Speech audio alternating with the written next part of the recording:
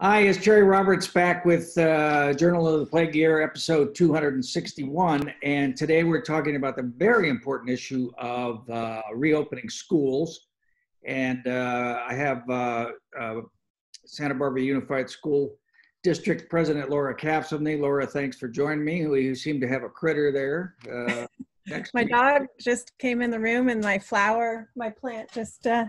All right. Oh, yeah. I see. Yeah. All right. I thought you'd got a cat or something. I do have a critter right here named Lily, my old mutt. Okay. All right. Well, Lily, welcome to you as well. Okay. So yesterday, the President of the United States we're talking on Thursday, July 9th. So yesterday he had a event at the White House where he very strongly demanded, essentially, that public schools reopen in the fall, physically reopen, everybody go back to school. He says we're very much going to put pressure on governors and everybody else to open the schools, to get them to open. It's very important for our country. It's very important for the well-being on the students and the parents. So we're going to be putting a lot of pressure on. Open your schools in the fall. So are you feeling a lot of pressure from the President of the United States? Is this going to make any difference to the plans that you all have? Zero, actually. He's politicized this pandemic from the beginning. The name itself, he's politicized. Hydrochloroquine, he's politicized. Mask wearing, and so now he's politicizing classrooms, and that's par for the course. But the good news is he has almost no control over our schools, thank goodness. Local control is really it's a belief system here in this country, especially when it comes to our schools. And it's for times like this that we can be so grateful, and also be grateful that we live in California. Yeah, and I think once again, people are just getting a lot of mixed messages, and it's natural that people would be confused because the Department of Education Secretary Betsy DeVos was with him, and she particularly called out a school district in Virginia, I think, that had a hybrid in-person and online class process, which is what I understand the Unified School District is looking at. Are you still looking at that? And again, is that federal message going to make any difference? Yeah, so when it comes to the funding, first, it's important to know, especially nowadays with the crunch, our schools only get about 10% of our funding from the federal government, and he has no authority to control that. I mean, I guess I read that he could potentially withhold some emergency fundings for the worst hit schools in this pandemic. I mean, that would be just cruel, but also the odds of it impacting Santa Barbara Unified are slim to none. So that's the good news. In terms of a hybrid approach, yeah, that's what we're planning. Really, it's planning on all fronts. And the word now, our superintendent, Hilda Maldonado, is making sure we use is everything's contingency planning, because sure, we could open fully.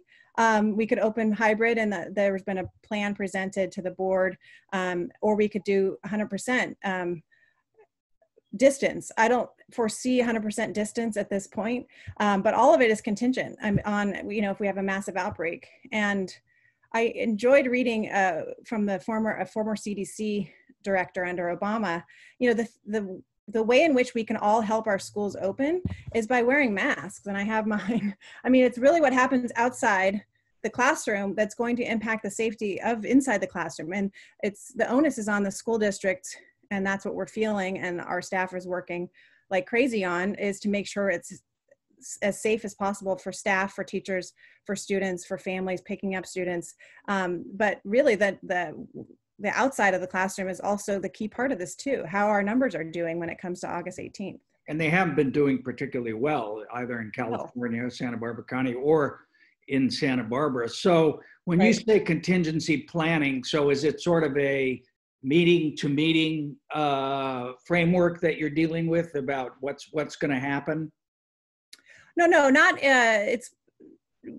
just planning for reopening.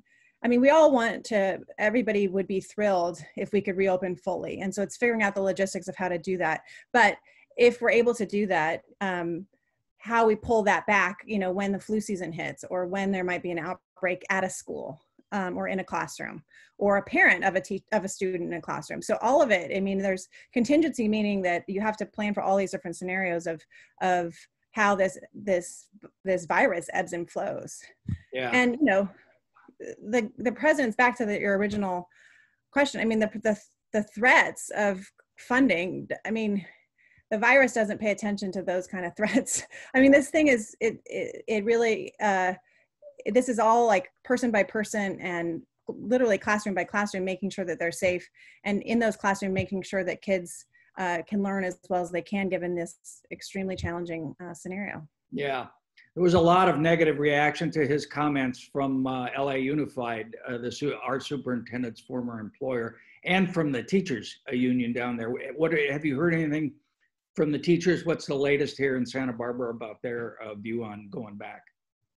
It's mixed. I mean, they want to make sure that their environments are safe, and as they should. And a secondary concern is so many of our teachers have kids themselves in school, and so we purposefully had staff and teachers who have kids in our school district be part of the design team that are coming up with these different scenarios, because they're really feeling it.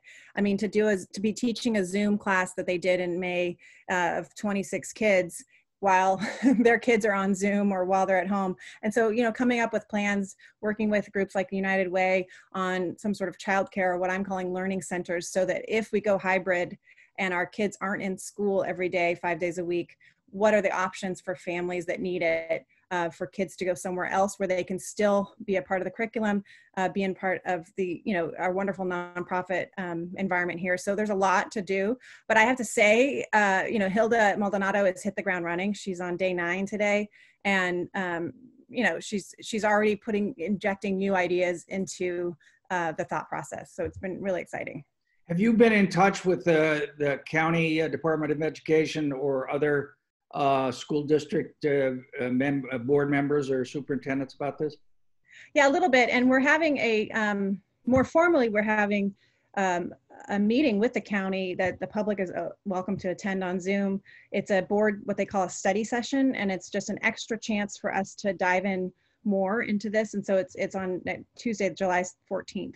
And it's with, we're having someone from public health, we're having a pediatrician, we're having I think United Way and other key players tell us what they're thinking more and dive in even further. So that's open to the public, 6:30 on the 14th. And that's organized by the Unified School District? Yeah, that's organized. That was really something that came out of our last meeting, because we've been tackling so much with Black Lives Matter, and that these meetings, as they've stretched on for 7 hours. And so we, as a board, just need more time to be able to air and ask questions publicly. And I've been receiving, a handful of emails every day. And I want to thank people for their emails, because so many good suggestions have come from parents, have come from a pediatrician who texts me often. And I pass those on to the folks, the team that's really making these very tactical decisions. So keep them coming, because this is, there's no roadmap for this. This is all new. Yeah, yeah. And, obviously in terms of the entire economy recovering, the local economy recovering, this is a huge step, and one everybody would like to see happen. But as you point out, it's unfortunately apparently becoming politicized like so much else has in the pandemic. I know, hopefully not here though. The emails and input that we've received have been by and large constructive and bringing in interesting ideas. And everybody, I mean, this is tough. Especially when I hear from parents that both parents are working, thinking about the fall being fully remote, on top of having, the summer and the end of spring, it's just a lot. It's really depressing. And worrying about their kids, worrying about their social and emotional health and how they're going to fare. I'm lucky that my son is 9, because it's a pretty good age to be stuck with your family. But teenagers, it's not so much. It's hard. Yeah. Okay, Laura Capps, thank you so much for taking a couple minutes to talk with us about this extremely important issue. We'll talk to you again soon. Thank you. Sounds good. Thanks.